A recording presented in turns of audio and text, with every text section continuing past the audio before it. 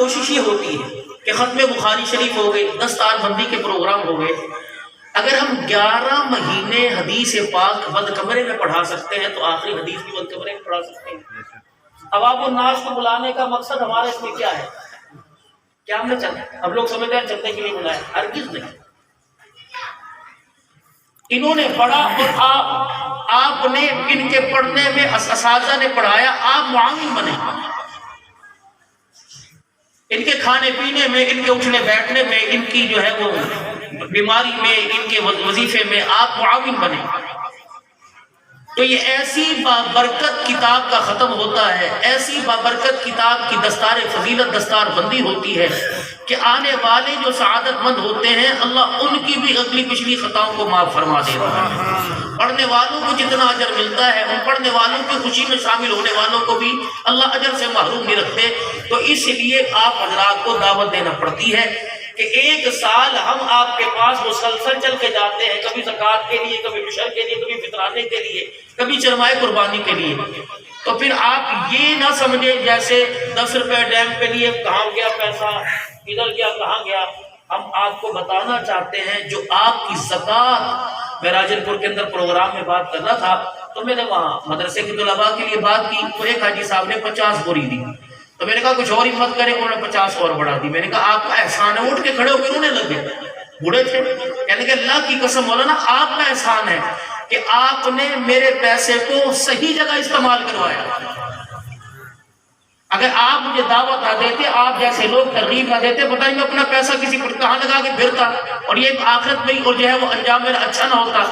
آپ نے میرا پیسہ صحیح جگہ لگوا کر مجھے اتنا مطمئن کر دیا کہ مرنے کے بعد مجھے کوئی پریشانی نہیں ہوگی۔ آپ حضرات کو دعوت اس لیے دی جاتی ہے کہ ہر محکمہ اپنی اپنی کارکردگی میں خسارہ دکھاتا ہے اور اس محکمے کے ساتھ امداد اور تعاون اتنا ہوتا ہے، اندرون والے بھی بیرون ملک والے بھی کرتے ہیں۔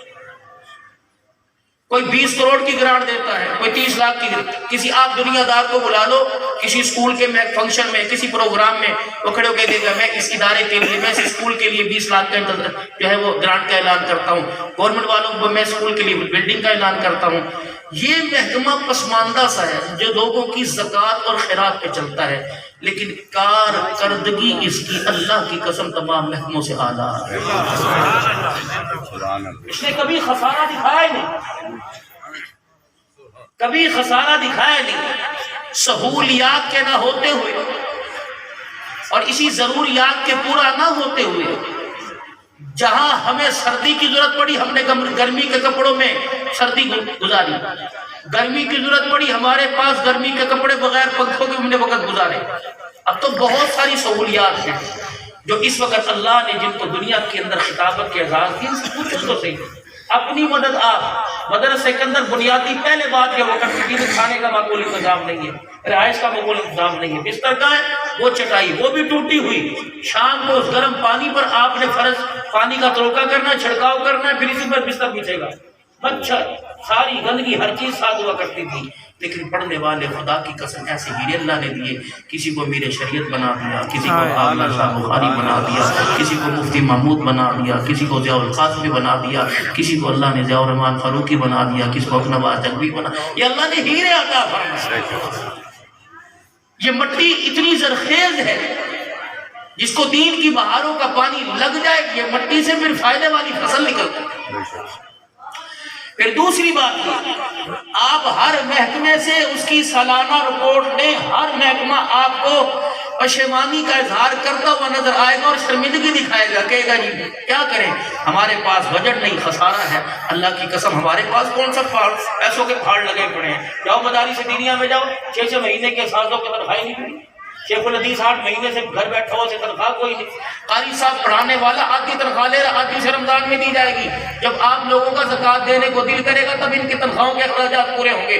لیکن پھر جب اللہ کی قسم سال کی کارکردگی ہوتی ہے، سال مکمل ہونے سے پہلے کسی ادارے میں سے 3 قرآن کے حافظ، کسی 6 قرآن کے حافظ، ایک جگہ دستار بندی میں 301 قرآن کے حافظ عالم کی دستار بندی ہاتھ تک گئے، 171 تھے، کئی 201 تھے، کئی 30 تھے، کئی 4 تھے۔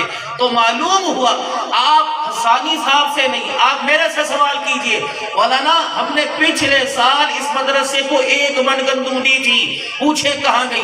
میں چھوٹے سے بچے کو کھڑا کر اس کو سنا سورہ یاسین، سنا سورہ رحمان، جب وہ پڑھ کے سنائے گا میں بتاؤں گا تم نے گندم کے دانے ہمیں دیے تھے، ہم نے قرآن کے حافظ بنا کے تمہاری جھولی میں واقع یہ تمہاری گندم ہے، یہ آپ کا عشر، آپ کا زکات، آپ کی زکات ہے جو آپ نے یوں کر کے مٹھی میں مروڑ کے دی، یوں کر کے آپ نے مٹھی کے اندر مروڑ کے چپکے سے 10 کا نوٹ دیا تھا، ہم نے سینہ تان کر اس 10 روپے کے نوٹ پر محنت کی، سینہ تان کے ہم نے عالم بنا کے تمہاری جھولی کے اندر واقع کیا۔ ہم نے بھی کبھی سر جھکایا نہ، انشاءاللہ یہ سر کٹ تو گئے ہیں، انشاءاللہ یہ سر کبھی کسی کے آگے جھکے کوئی نہیں، اور نہ انشاءاللہ جھکیں گے۔ منبر ہو، مسند ہو، اور اسی طریقے سے تصوف ہو، تصنیف ہو، تدریس ہو، خانقاہی نظام ہو، الحمدللہ میرے عزیزو، بیش حالات کا مقابلہ کرتے ہوئے، مسکراتے ہوئے زندگی گزاری، مسکراتے ہوئے جنازے اٹھے ہیں۔ نتیجہ یہ نکلا کسی کے قبر میں جانے کے بعد مٹی سے خوشبو آئی، نتیجہ یہ نکلا کسی کو غسل دیتے ہوئے خوشبو آ گئی، کسی کو کندھا دیتے ہوئے خوشبو آئی، اور اتنی خوشبو مرنے والا قبر میں چلا گیا، کندھا دینے والے کے کندھے سے خوشبو ہی آتی رہی ہے۔ اگر یہ مدارس دینیہ کی پروگرس اور رپورٹ آپ کے سامنے کارکردگی بہتر ہے تو کیا خیال ہے، تعاون کرو گے؟ کب کرو گے میرے بھائی؟ ہر وقت ہوا وقت تعاون کرنے کے لیے تیار، بغیر مانگے دو گے؟ بغیر مانگے دو گے؟ کب دو گے؟ مرنے سے پہلے بعد میں؟ ہے جی پہلے دیں گے، ہاں جو پہلے دیں گے کامیاب ہو گے۔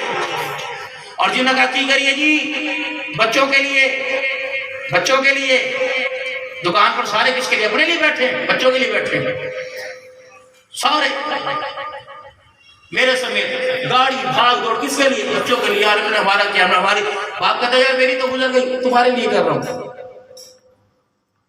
کوئی کسی کے پاس جا کے دعوت ہے، ایک حاجی دوسرے حاجی کہہ رہا ہے نماز پڑھ لیں، کوئی یہ بھی تو افضل جہاد ہے بچوں کے لیے روزی کمانا۔ اللہ کو پتا تھا اس کھوکھ کے خالی گھڑے میں سے آوازیں طرح طرح کی آئیں گی، اللہ نے اس کا بندوبست کیا۔ فرمایا ایھا الذین آمنوا لا تلہکم اموالکم ولا اولادکم عن ذکر اللہ۔ دیکھنا میں دنیا کے اندر خلافت کے جوڑے پہناؤں گا، نیابت کے تاج پہناؤں گا، اور میرے بندے پھر دیکھنا دنیا کے اندر جا کے مکر نہ جانا، آج رب رب کر رہے دنیا کے اندر جا کے مال مال نہ کرنا۔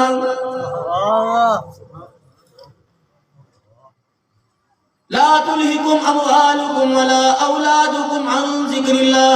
دیکھنا تیرا مال تیری اولاد تجھے اللہ کے ذکر سے مسجد مدرسے سے دور نہ کر دے۔ اگر تو کہے گا اولاد کے قبلے کمانا افضل جہاد ہے، نماز معاف کر دے گا اولاد معاف نہیں کرے گی، وَمَن يَفْعَلْ ذَلِكَ فَأُولَٰئِكَ هُمُ الْخَاسِرُونَ۔ سبحان اللہ۔ کوئی افضل جہاد نہیں، نماز روزہ چھوڑ کے آیا، اولاد کے لیے کما کے لے کے آیا، دیکھنا میرے بندے خسارہ لے کے آئے گا، کامیابی لے کے نہیں آئے گا۔